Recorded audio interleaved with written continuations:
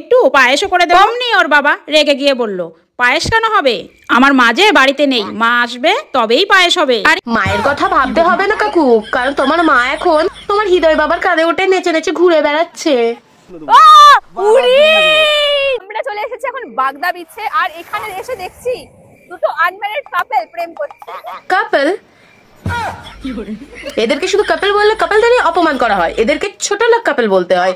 শালা বিয়ের আগে হানুমুন করে মাথা খারাপ করে দিচ্ছে শালা 12 ভাতের ছাপড়ি। এইগুলোই হচ্ছে এদের কাছে কন্টেন্ট। এত কিছু হওয়ার পরেও কি তুমি কাকিমা বলবে এখনো যে তোমার মেয়ে খুবই পরিশ্রম করে?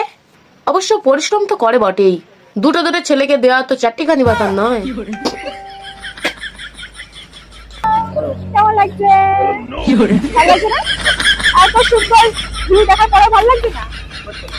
বলছি ক্যামেরার সামনে এসে তোদের ঘষাঘষি না করলে কি তোদের পেটের ভাত হজম হয় না? শালা গায়ে পড়া হৃদয়।